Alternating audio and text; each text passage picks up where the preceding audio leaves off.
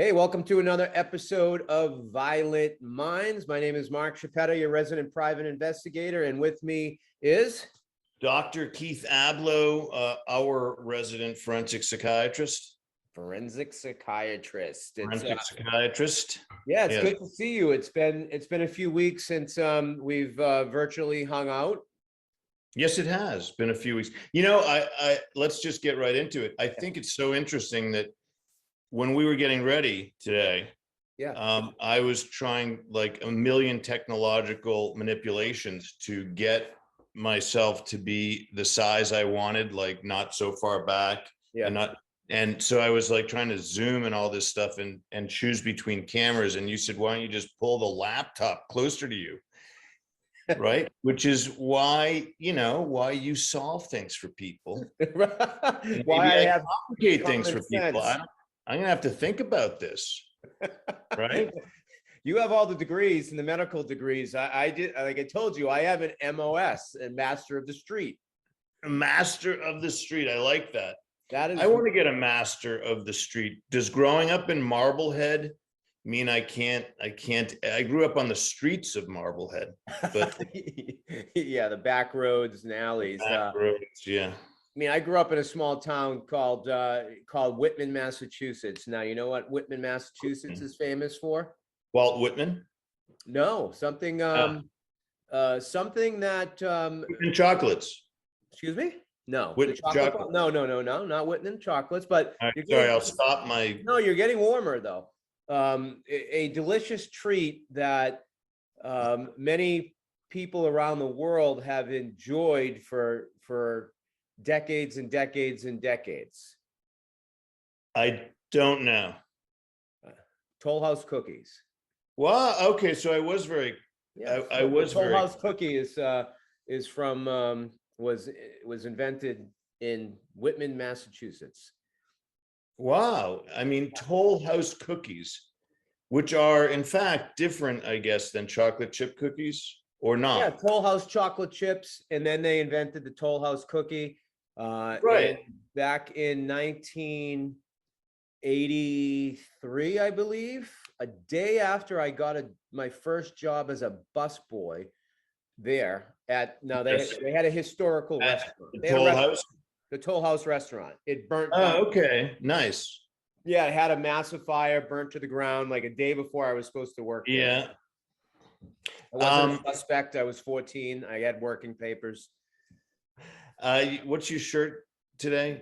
This is my shirt. My other jujitsu. This is my jujitsu shirt. My other shirt is in the wash or something. I don't have my glasses on. I can't even read my own. Yeah, something like that. Yeah, that's good. I'm tempted to run right upstairs, but I got 2 t-shirts so I can wear them perhaps on the one is sort of a painting that's Obama-esque, sort of the hope thing, but it's not Obama.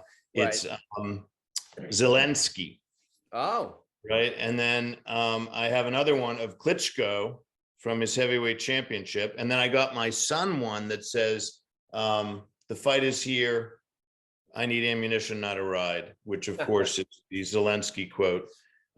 He's very Ronald Reagan-esque, I guess, in a way, right? He got the Ronald Reagan Freedom Award apparently this week.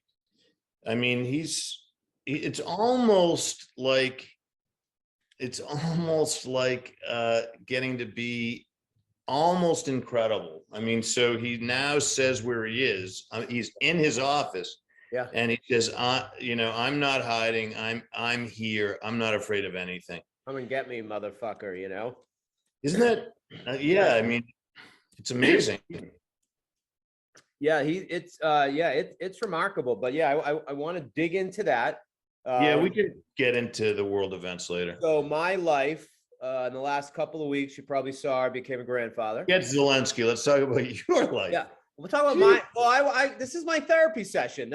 Don't you realize the first segment of this show is you analyzing me? I got a few things I want you to analyze me on. I figured. All right. Well, let's get into that because Zelensky has not called for his therapy session this week. All right. Well, we'll take you on. Maybe he should. They still do have good Wi-Fi there, believe it or not, thanks to Mr. Satellite services, right, from Elon Musk. Yeah, I mean, yeah, Elon Musk and the Star satellite. But yeah, so I became a grandfather, which is pretty Amazing. cool. Congratulations. Yes. Yeah, little Emmeline, she's was born Ah, about a week and a half ago, so I'm excited about that. And my wife's excited about that. And I'm officially called so Grumpa. cool. Yeah, my title is Grumpa. I like that. I think it fits you. Does it? You should get a t-shirt that says Grumpa. Yeah. Yeah. I mean, I can be a little grumpy and bitchy and moody and on the rag or whatever the case may be, whatever you want to call it. I don't want to offend people that are on Do the people rag. still say that? You On the don't get rag? canceled for that? I don't know. That's probably not too PC. Maybe not. I wonder, did that go the way of lots of other phrases? It might have. Uh-oh. I'm Yeah. gonna get banned for that saying. It's kind of like when my wife's mad at me and or whatever, she's not in the best mood with me. I make that ignorant husband statement like, oh, it must be, that time of. Yeah. Are you right most of the time or I am 100%. Totally. Really? Yeah. I probably shouldn't point it out, but 100%. Right. No, you probably shouldn't point it out. What's the upside when you think about it? There's no upside. I once had a guest on an old radio show I did many years ago, and he had invented what was called a PMS tracker. And it was kind of like a little dial, and you put it on the wall and you tracked, and I mean, That would sell. That would sell. It would sell. I agree. I like the invention thing. That's a thing I like to do. So yeah. No, I know, kind of a a little quirky gadget thing, but I've made another interesting choice in my life, which you might find interesting, is that I have officially decided that I'm giving my 60-day notice. My lease at my office is up, so I have like a 2,000 square foot office. And, okay. So two things are changing. I run my detective agency out of there, and I run my charity. I'm sorry, I'm doing dishes, dishwashers running in the background. And so I run my detective agency, then my charity. Well, I've decided to dissolve my charity. So I'm in the process of, I'm kind of downsizing my life. So I'm dissolving my Wheelchair Foundation, just because it's become, the pandemic kind of put a, right. Just kind of made it difficult for us to have grassroots events, and we thrive on crowds. And as the executive director of a charity, I'm not allowed to give funds that I raise to my own children. Oh, okay, right. So, which makes no fucking sense. Yeah. Right. And as my children get older and have more needs, it makes more sense for me to maybe have benefits to them as opposed to charity events. So not having a charity now in my office, I don't need all that space. And, so I've talked to my wife, in my commute, the gas prices that are going up. And what I find myself doing is just buying more toys to fill up my empty space in my office. So, right. So you're getting rid of the office, is that what you're saying? I'm shutting my office down. I'm making. I don't mean to hurry you along, but we only have. I know the story's right. Yeah, I'm not even getting paid for this hour. I know. So, I'm shutting my office down. I'm moving back to my home office, and then I'm just going to keep a mail drop at at a lawyer's office. And, well, that comes with some stress in and of itself. I know it's downsizing your life, but does it feel like, oh God, I kind of liked, you're not going to be able to get away as easily. You used to do bad things in the office. in my man cave. I'll tell you what, this could be somewhat morbid, but I even said it to my wife, and this thought has crossed my mind many a times. Like, my office is just becoming filled with stuff, the old George Carlin, comedy routine about we just keep getting more stuff.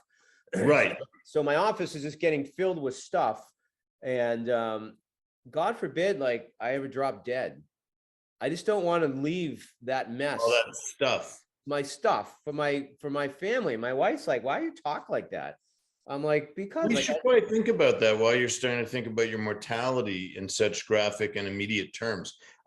Yeah, nothing about you, by the way, speaks to me of impending doom at all. But everything you're leaving though will go up in value because it's all nostalgic toys. right. So don't those just go like, Yes. right? I think my kids would rather money Money, gold, instead of the instead of $6 action million man figures. figurines. Right. Yeah. Interesting, but I do worry only about this, that having a home office, it's a different kind of thing. I mean, because you don't have that decompression. You don't drive anywhere. It's a little different. I always felt like, but see, it came true. I always felt like if push came to shove, I could live in my office. Well, now I'm living in my office. Yeah, So right. it's better that you not have the office, maybe. I Well, don't know.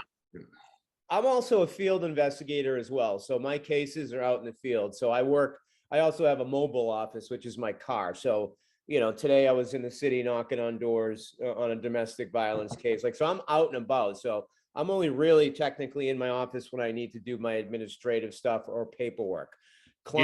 Clients never come to my office. As a private investigator, clients don't want to come to a private investigator's office. I have spent more time at Dunkin' Donuts over the last 30 years meeting clients than I have in my own office. Well, since and we've talked about this, but since you're vacating the office, and we were trying to figure out where could your sons create these large art pieces that, because people, I think a lot of people know, if not, I'll spill the beans, but your sons are in wheelchairs. Yes.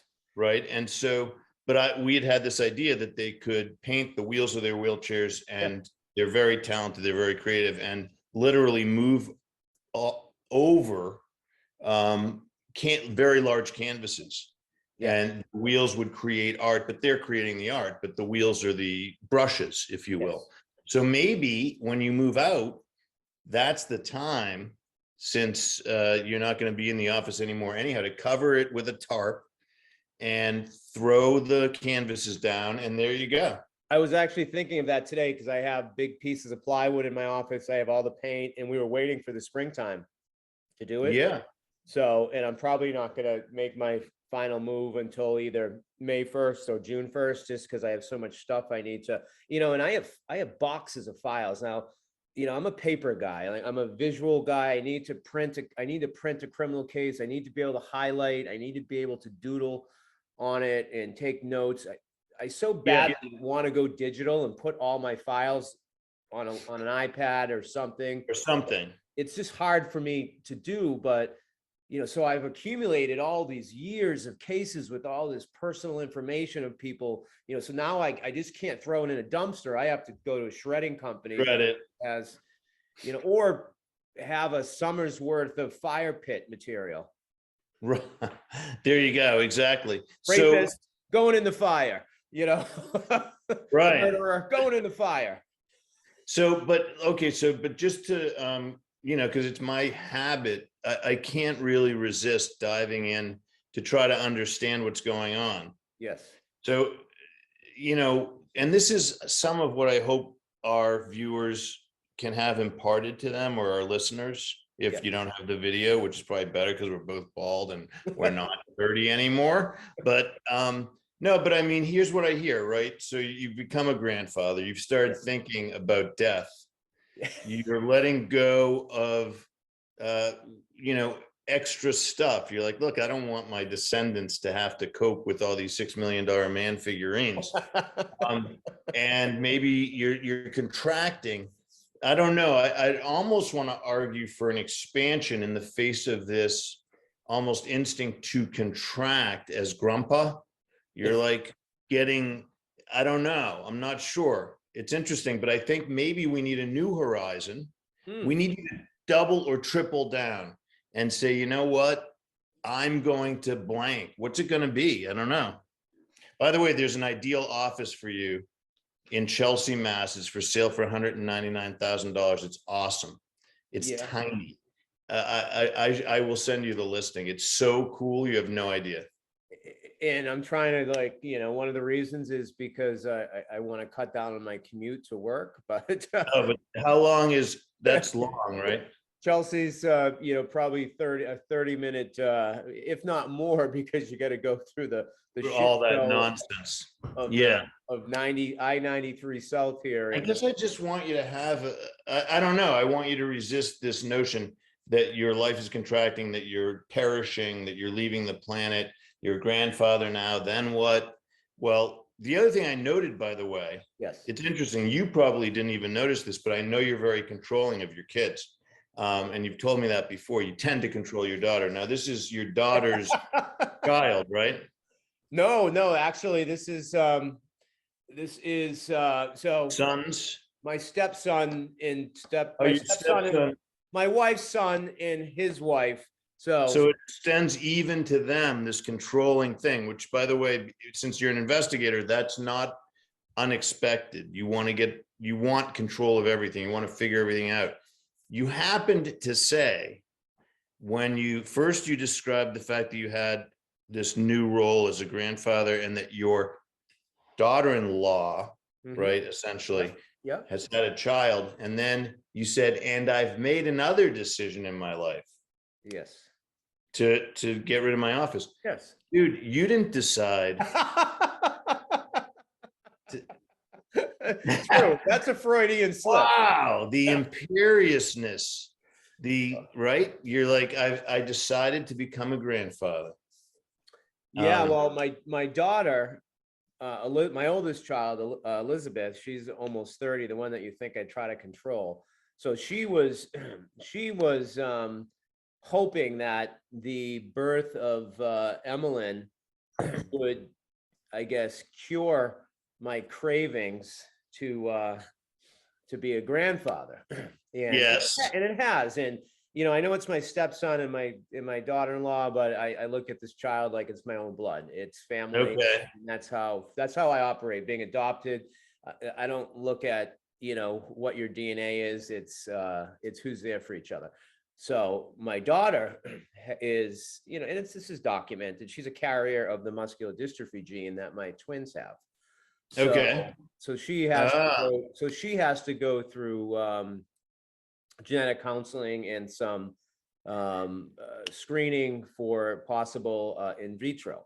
So right. So I've been really pressuring her to make an appointment and go figure out the steps. She's like, Daddy, we're not ready yet. It's going to be a couple of years. I'm like, but you still need to go and you got to set up a plan, because I want to be part of this plan as your father, especially if it comes to, a financial end of it, because it's expensive. The in vitro is? Yeah.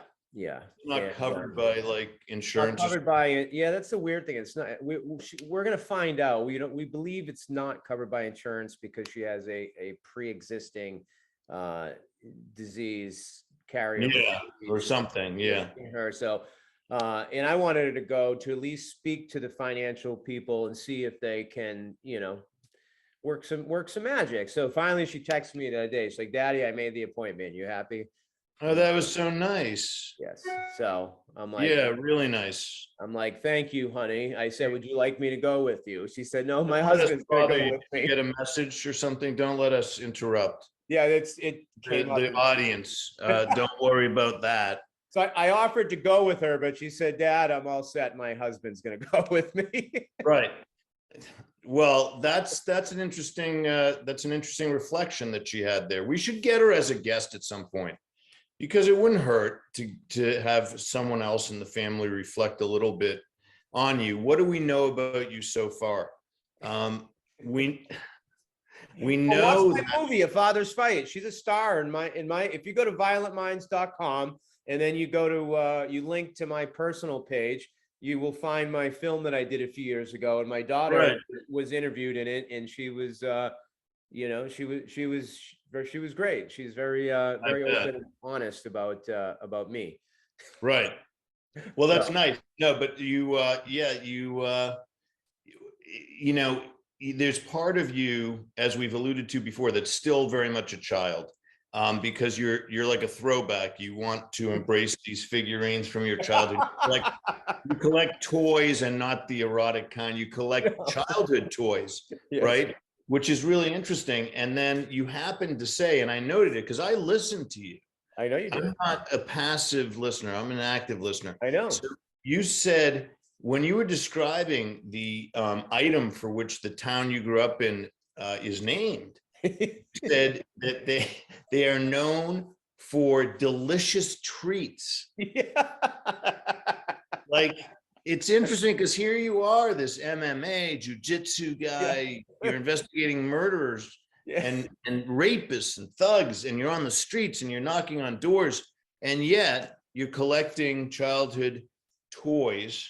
And a lot of people who might fear that they would be labeled as fragile or something would say, yeah, in my town, it's named for cookies. I mean, dessert items.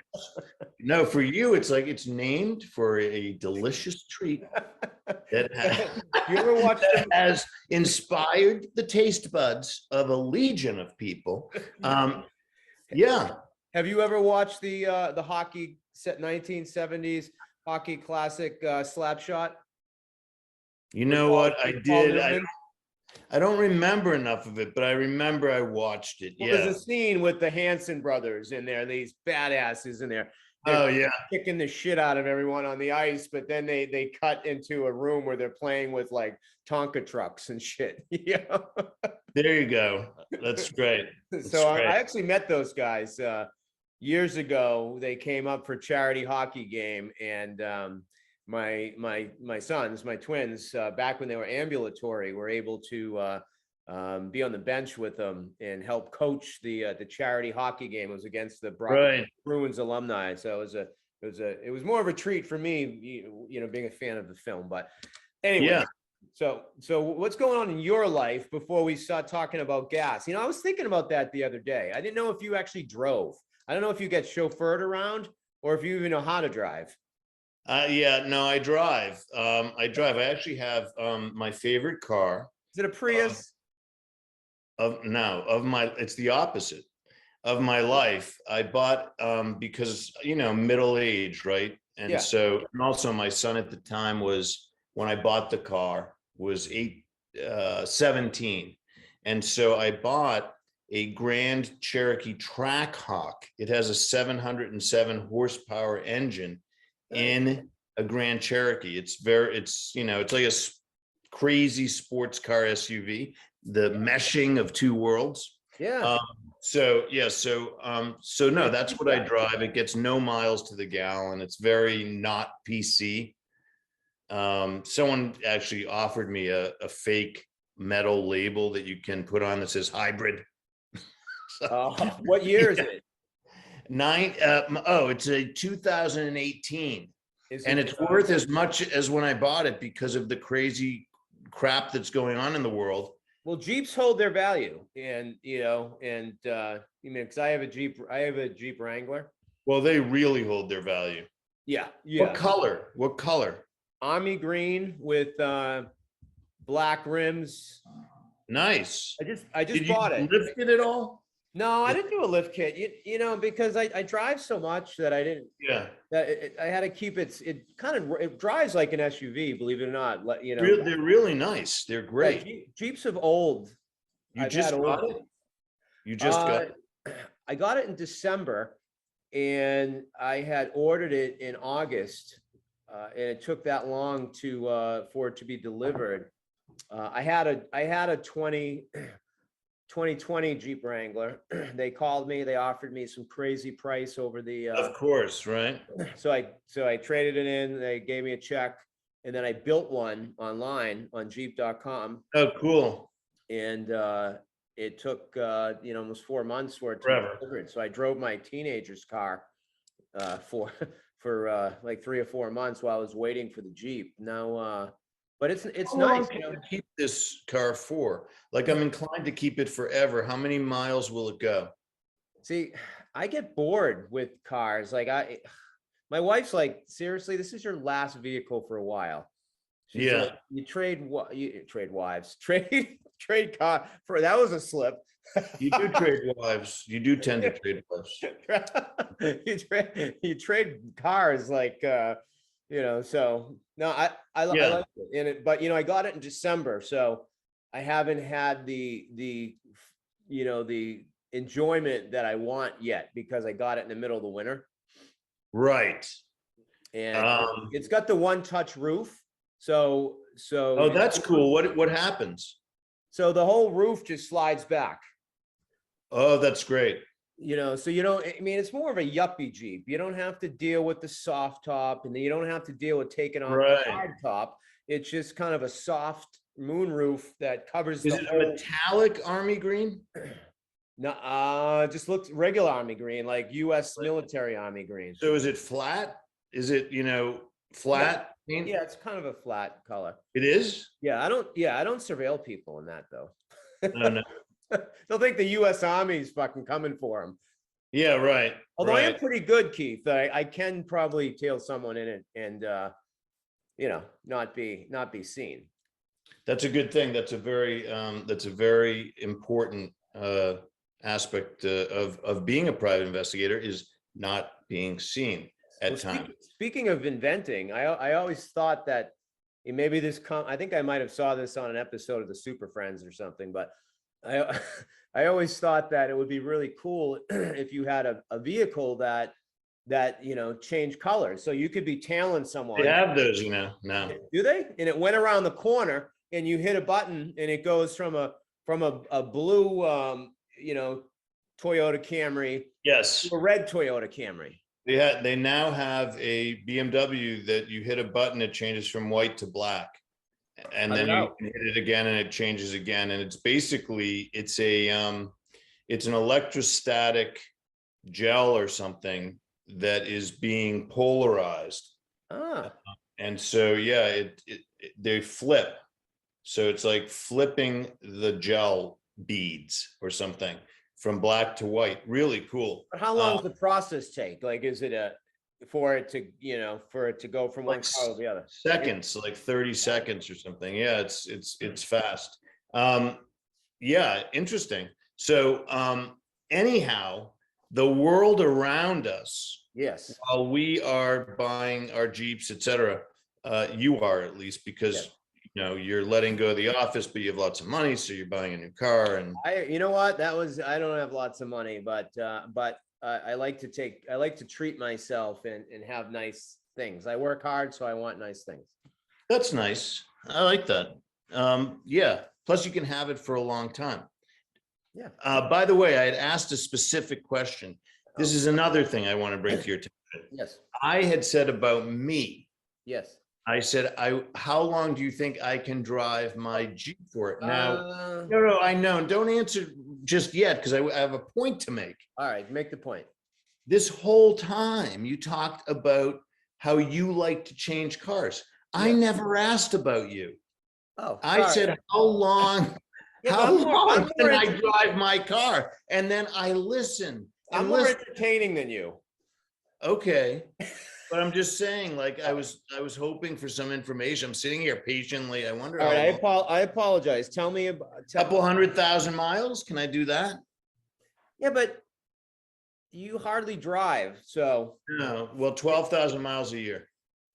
Right. So you drive 12,000 miles a year. That would be assuming you're going to be alive for 30 years. It'll take me to get there, because I have 48,000 miles. It'll take me another 12 years or something. I'll be 72. To get to 400,000? If I get there, to get to 200,000. Is that the vehicle you take a date on, or do you have something in the bat cave that comes out? Well, this is very, tuned up, and it looks exactly like a Jeep Grand Cherokee, sort of. Yeah. It does. It's just different badges. But it's perfect for dates, because I don't have that many dates. Because of the bench back seat? Wait, I don't have dates because of the bench back seat? No, you said it's perfect for dates. And I said, is it because of the bench? And no, it's got the red interior and the whole thing. It's very fast. Oh, But there, I'll tell you, there is no perfect date for me now because I'm only 2.5 years from my divorce. I still right. feel like I don't know, in pain or something. Fucking get over it and go get laid. Yeah. There you go. Right. There's that. What's that old Yeah. saying about, about the horse or something? What is that saying? I don't know. Is it like, you get, if you fall off the horse, you just got to jump back on Oh, you another gotta horse? get back on the horse. Yeah. Well, that's interesting because I did fall, I'm having dinner tonight with a dear friend of mine who is an 80-year-old guy and has led a very complex, gritty life. But he's the one who taught me to ride Harley Davidson motorcycles. And the first night I took mine out, I bought a Fat Boy. I don't have it anymore, but I did for many years. And I took it on 95 with him, and it was raining. And I fell in the rain on the first night on Route 95, the interstate highway. Number one, I was unhurt. The bike was crunched a bit, but was still drivable. And he said to me exactly that. He said, "You better get back on it." I said, "Why?" And he said, "Because you'll never drive it again. Right. If you tow it out of here, you'll never get on it again." So I did. And he was right about that. And we're trying to sell a movie script about my trip with him to Florida. Yes, and I'm working on a meeting with that script. I've been planting the seed. God, we will both be grandfathers 10 times over by the time you sell the script. Well, hey, I'm trying. I'm trying. I got a lot going on in my life. So, well, I know you do, but we isn't we the do name want Fat Boy offensive? That they changed the name of the Harley Davidson. I find that offensive. I don't think they did, and it's actually amazing if they didn't, that nobody's gotten on them for naming a motorcycle after the two atom bombs, right? Right. Fat Boy and Little Man, right? Right. Yeah, but I think Fat that Boy, little yeah. boy in the schoolyard that has a Twinkie in his hand could be offended. Was it Fat Man and Little Boy? I guess that's what it was. Yeah. So they combined the two. Yeah. Right. So what do you think about, speaking of Harleys, and I think a lot of people are talking about, I'm glad the summer's What do coming. you think about me from this angle? Or this? Yeah, no, anyhow, go on. Sorry. Straight ahead. Yeah. I mean, how about, yeah.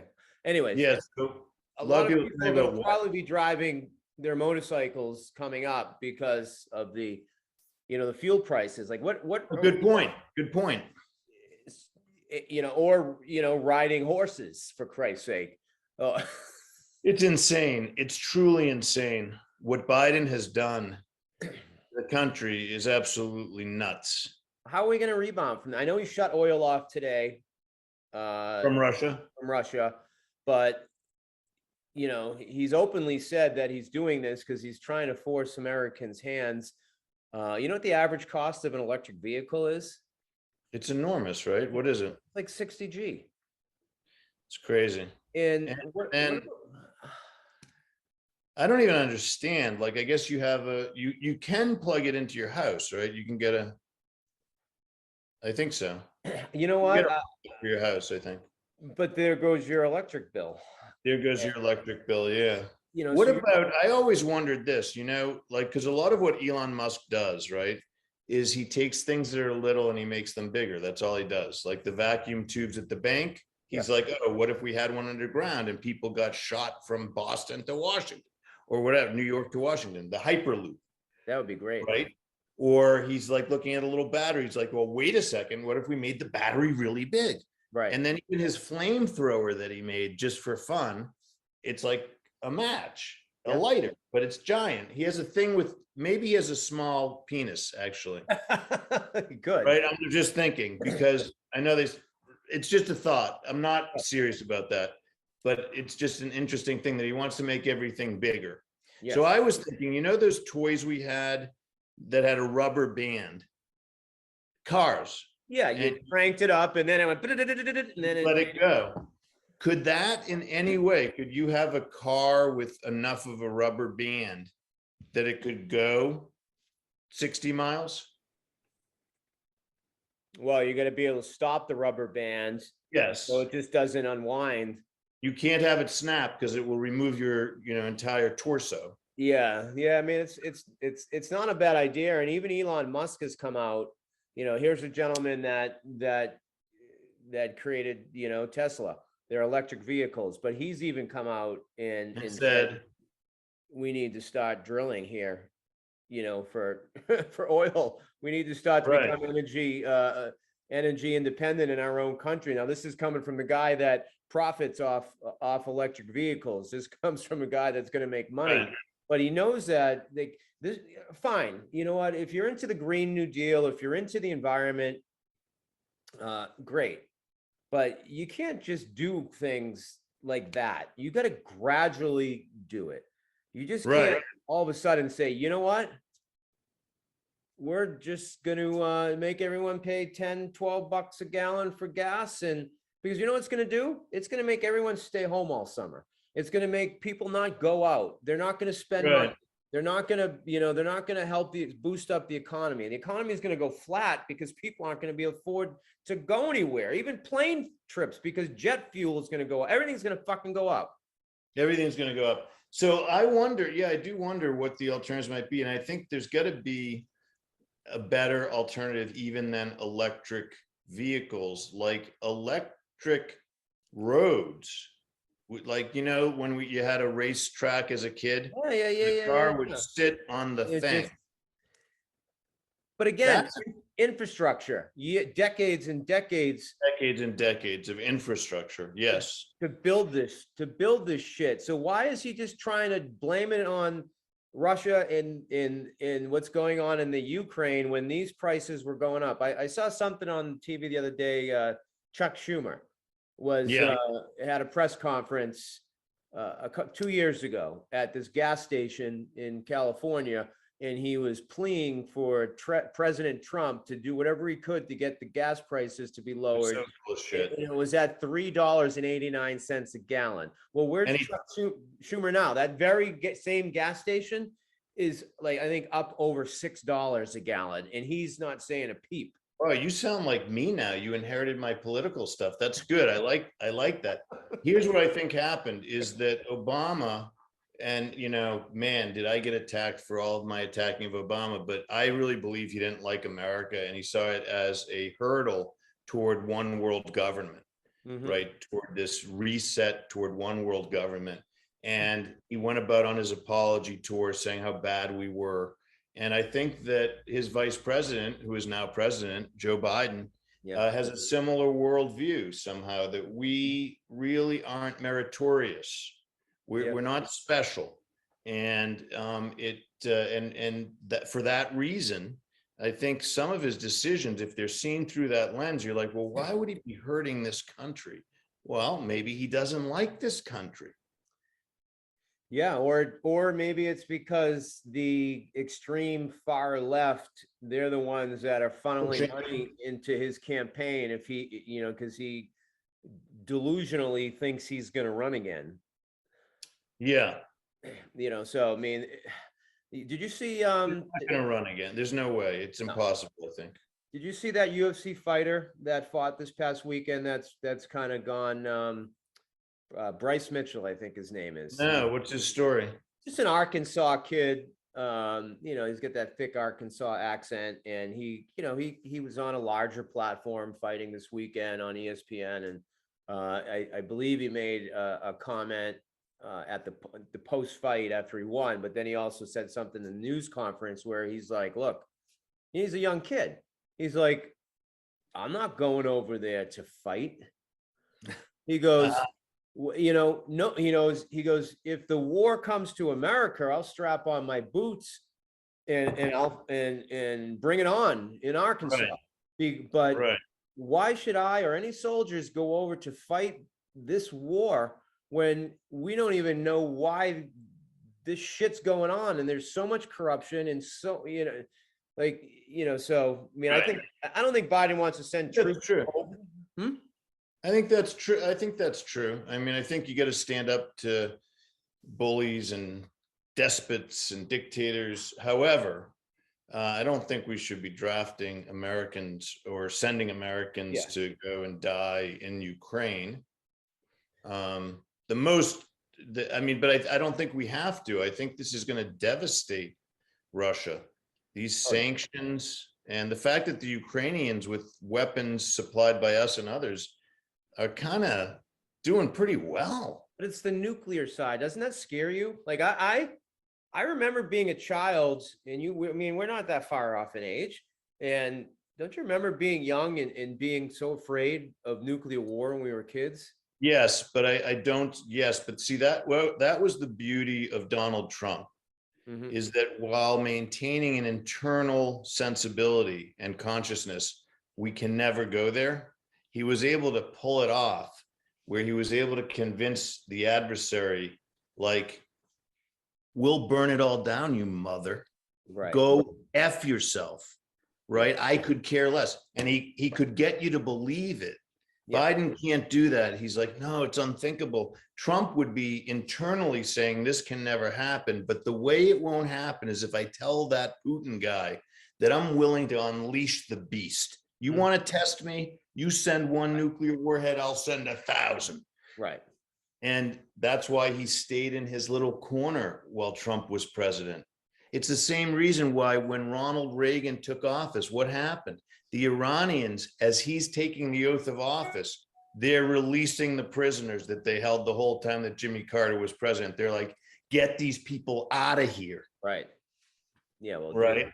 Yeah. And Biden certainly makes Jimmy Carter look like, I'd unleash Hunter on those people.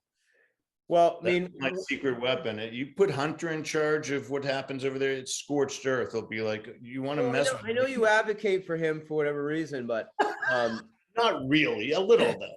But what are they hiding? What's all this talk about Biden and Hunter, Joe Biden and Hunter Biden, not wanting something exposed. That's probably true. Becoming rich from whatever in Ukraine. Like what's behind all that? I don't really understand all that.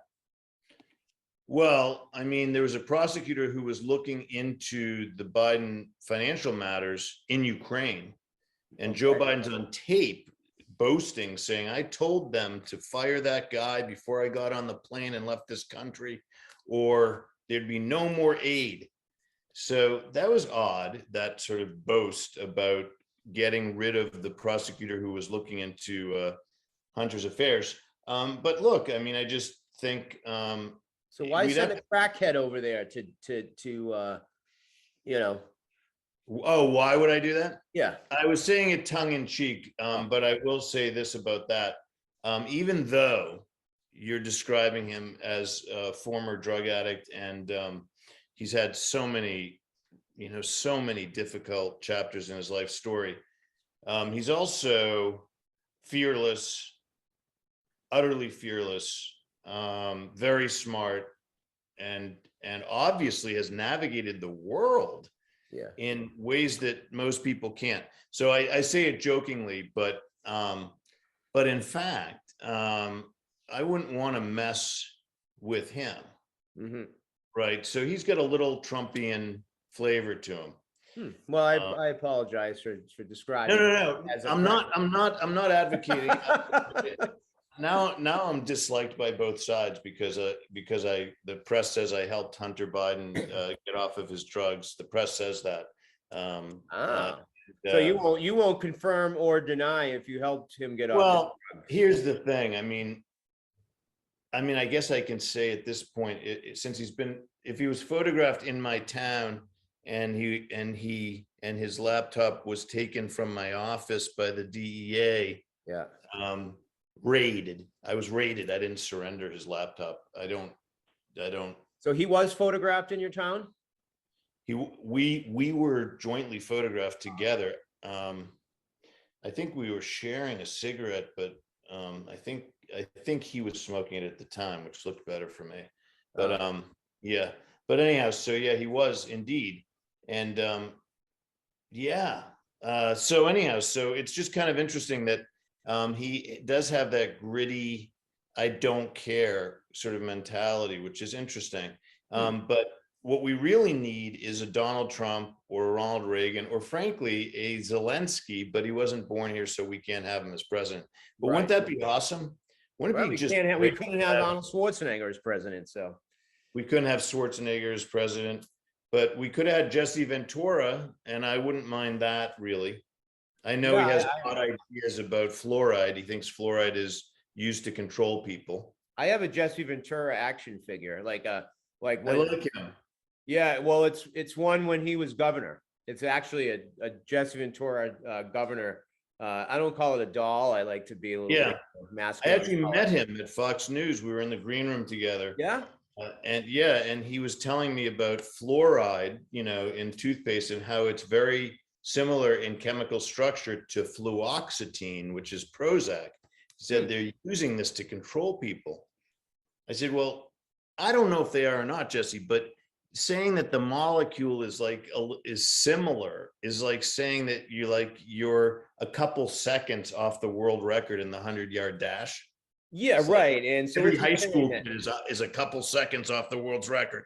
It's, so it's not like that. It looks a little like Prozac. So what? So does, probably zinc looks a little like it too. And you know what I'm saying? Well, I grew up in a city that didn't have fluoride in the water. So what's that say?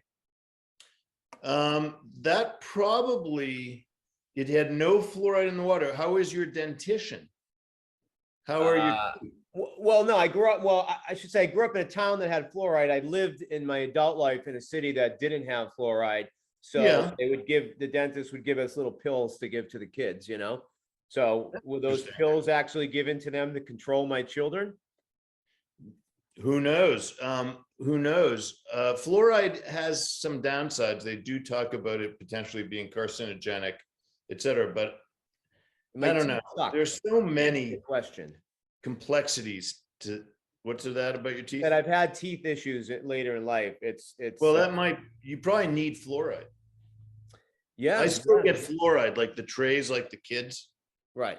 I get that every dental. Really? Can I go back to something you said that you passed over, that I'm doing what you're doing to what you've done to me? Sure. Is what's up with the smoking? Oh, why did I share a cigarette? Yeah, do you still smoke? No, I don't. Is it a bonding thing? What was it? Yeah, there can be an occasional moment where I'm like, this will be a bonding thing. Pick up the cigarette and put it in a little evidence bag, so you had his DNA on the yeah, no, I didn't do that. But for a little while, and only for a little while, so that they don't cancel my life insurance, but only for a little while, right. I was in the habit of buying a package of cigarettes, and I would take one out, and I recommend this to people who are smoking, and submerge the rest in water. Yeah. So that I never smoked more than one cigarette from that package. So if I bought a package of cigarettes, I immediately drowned 19 out of 20. So it was an expensive cigarette, but it was not expensive. I was gonna say that's like a $20 fucking therapy whatever you call it. But it keeps you safe. You know what I hate is that I don't know if I want to out her. I hate the vaping. Oh, you hate vaping? Who vapes? Your wife? Yeah, I think she does on occasion. I busted her once or twice. She doesn't do it around me out of courtesy, but I went and moved something like in like our room. Like I was looking for like something, and I kind of found it, and I'm like, I was like one of my kids. What is this? It's so addictive. She smoked for 20 years. So. Oh, it got her off of smoking? Yeah. Yeah, I think that's brilliant, by the way. I think people have, minimized that. And I was one of the early proponents actually saying it's when they had Logic e-cigarettes, not even Juul devices yet, but it looked like a cigarette. And I had lots of people that I would hand it out to and get them off smoking. So you get people off smoking. You helped Howard Stern with his OCD. So you do a number of different services for people. Like I honestly, no good deed will go unpunished. yeah, like honestly, I think you've been subliminally treating me through Zoom to abandon my action figure collectible toy, habit. No, I think, look, I think the through line is this, that you're toying. Let me just use the language that I think is best. Let me show you something. Keep talking. You're toying with the notion of allowing yourself some repose and innocence. It's a kind of, what is that? That came in the mail today. Album. It's a record. Yeah. What is it? I collect old records also.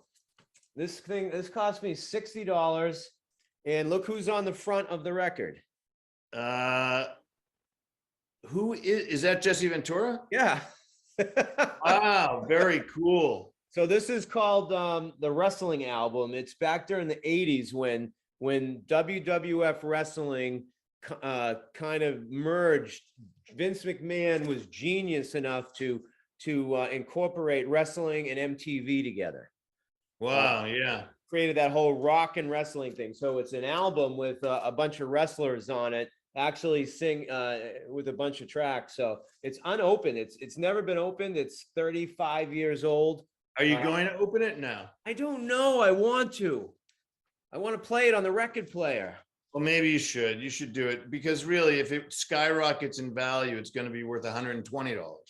Yeah, and you know what? And I buy it. And George the Animal Steele's even on there, and he does a song. For you, that's like popping the cork on a fine bottle of wine. I'm gonna get like my wife, all romantic, slippers, and listening to the WWE rock and roll album. Gonna listen to Captain Lou Albano singing. Oh my God, these are the people who populated our youth. These were the alpha males of our time. Lou Albano with the cigarette, with the cigar, and the elastics on his face. Mr. Fuji. But right, he's on here. It's a lost Toro Tanaka. So yeah, it's a lost art, album covers. I was talking to my son about that, because we have Sirius satellite radio in my Jeep, and the album covers will pop up when it shows the song. Oh, that's cool. An album, a lot went into album covers back in the day. I guess so. I went and saw Journey last week. The band. How was it? Great. It was at the TD Garden. Oh, cool. Journey and Toto. What's Toto? That song Africa? Oh yeah. They sing that. They sing that. Hold the Line. See, I'm so old. I thought you were going to see a small dog. No, I wasn't going to see a spin-off of The Wizard of Oz, but I'm looking at this dog, by the way. Let me show you this. I keep looking at this dog. I was thinking about getting a dog. What's her name? Ember. Her name is Ember. If I were to get her, but maybe I won't be able to. She's a French bulldog named Ember. So I'm so conflicted. Is she a rescue? No, no. I'm very conflicted about it. I know a lot of people that have French bulldogs. They're actually, my youngest son Max, his mom, that he has a French bulldog at his mom's house. Very cute. Yeah, they're very hyper, and Are they? Yeah, I mean, I don't know. I don't want a hyper dog.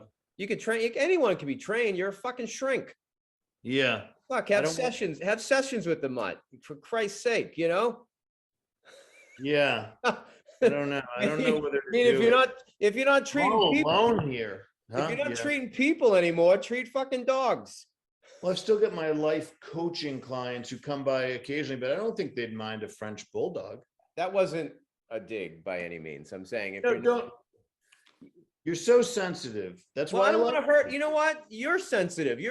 I don't want to hurt your feelings, because I hurt your feelings earlier because you were trying to tell me something and I went off on a tangent. I wasn't hurt. No, see, I wasn't hurt. I was reflecting back for you to consider. You know what you look like? You look like right now. I just maybe it's got my glasses on and it's the glare, but you got a little Dana White in you. Dana White. Yeah, there you go. UFC. Yeah. Yeah. You know what I have that you would probably like, and maybe I'll get you one. What's that? I don't think they're made anymore, but I could probably find you one. It's a Humpty Dumpty that's this big, but it's made of bronze. Yeah. It's a bronze Humpty Dumpty like this. All right. And it's Jesse Ventura. Cut it. You got to get me one. Yeah, it's awesome. It's actually awesome. See, what you're doing is you're perpetuating my addiction. I know, but this is one that you'll be like, okay, that has meaning because this Humpty Dumpty, if it falls, it'll break a foot. It's not your foot. I was going to say, what if I put him on the wall? It's an unbreakable Humpty Dumpty, which I love that metaphor. That's kind of like you and I. We're unbreakable Humpty Dumptys. I'd like to think so. I've been attacked in jail by a serial killer. Yeah. I've been sued. I've been raided by the DEA. You know, I got attacked in court by a con. Oh, really? Yeah, I brought. It's probably 15 years ago. I brought an attorney in. I was bodyguarding an attorney, and there was a violent criminal, guns, drugs, Hispanic kid was, he had broke into a car. Why do you have to add that? Huh? Why do you have to add that? What? That he was a Hispanic kid? Yeah. I don't know. I'm painting a fucking picture. If he was a white kid, I would have said he's a white kid. Would you? Yes, 100%. Okay. I'm an equal opportunity describer. I'm describing a person. He was in his early 20s. He was Hispanic. He was guns, drugs, violent, criminal, broke into an attorney's office, was stalking this attorney. So she brought me to court. Now he was being violent. What was the attorney's race? Excuse me? You didn't mention the attorney's race. She was a very attractive blonde female who I eventually ended up marrying, but that's beside the point. It's better than marrying the Hispanic gang member. So go on. So this what happened? This is prior. This is like a movie. So he was being violated because he was on probation. So it was a probation violation hearing, and they had him cuffed in the front. You know, and there was some give, and he didn't know who I was. He was sitting there fuming the whole time, and I'm just sitting there next to her just during the hearing, and then they violated him, and he lost his shit, and he jumped up. He wasn't like this is an old New Bedford Superior Court or District Court, I'm not sure, but he was just sitting there. It was a wood railing. He jumped up, said, "I'm going to fucking kill you," came running at her. The crowd, the people that were sitting, scattered like roaches. Yes. I stood there and I freaking planted my legs, and he came at me 100 miles an hour, and I just fucking dropped him on the ground. Wow. And then he got his cuffs over my neck. So I got my neck out. I threw him in a front choke. And nobody knew who I was. This is a long time ago. It's like 20 years ago. So everyone's like, back off. Like these overweight, older court officers come running in, and they're like, let me take care of this. We got him. And then as soon as I let go of him, I had him restrained. He got up again, went after the judge, said, "I'm going to fucking kill you." Jeez. And, it was crazy, but you know, I was so sore. Totally crazy. Yeah, probably like because I was just sitting there for an hour or two, just relaxing. And he's sitting there stewing. Yes. So the adrenaline, I was at the jail, and I was going to evaluate the serial killer, Mr. Luke. And I'm I'm looking down at my desk. I glance up, there's Keith Luke, and I'm writing his social security number, and I look up again, and he's running at me full tilt. He was like 300 pounds of muscle. Oh, he was huge. I knew him. Huge. He had a swastika carved in his forehead, and he leapt on the desk and tried to get me in that chain that was between it, like you, and tried to kill me. Yeah. Luckily, the desk fell over. Oh. I literally might have been dead otherwise. Really, I might have Yeah, been. I knew him personally, and just from being in my line of work, and he, you know what? I'm not a easily intimidated guy, and he intimidated the hell out of me. He's a big man. Yeah, he's now a dead big man. So I know. I felt terrible. I wrote about that. I went back after he tried to kill me. I went back twice and tried to continue working with him. He was having none of it.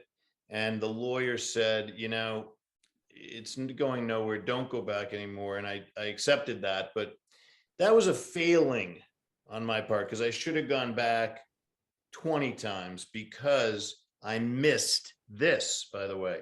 Keith Luke, the patron saint of healers. Oh, my first name and Luke. Yeah.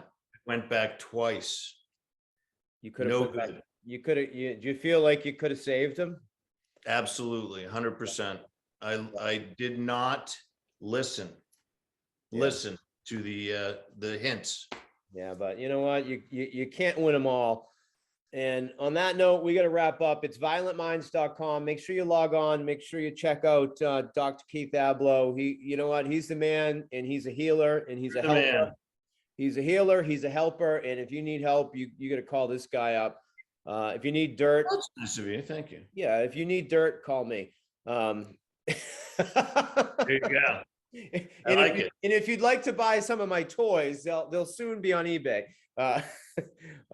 On that note, everyone, you have a wonderful night. I see my background has like gotten dark. I actually kind of like it. Yeah, it's actually it's mysterious. It is a particular mood. Yeah. They set the mood. Oh, and look who's texting me. My wife. She's on. The vapor. I call her. The vapor. The jeweler. Oh, she's got to be at school tonight until 8:30. But on that note, I'm going to grab a cup of coffee, go sit down, watch some old school television shows, and everyone will see you on the next episode. We have a treat on the next episode. So everyone, yes, we do. That'll be fun. All right, Keith, hang on a sec. Everyone, take care.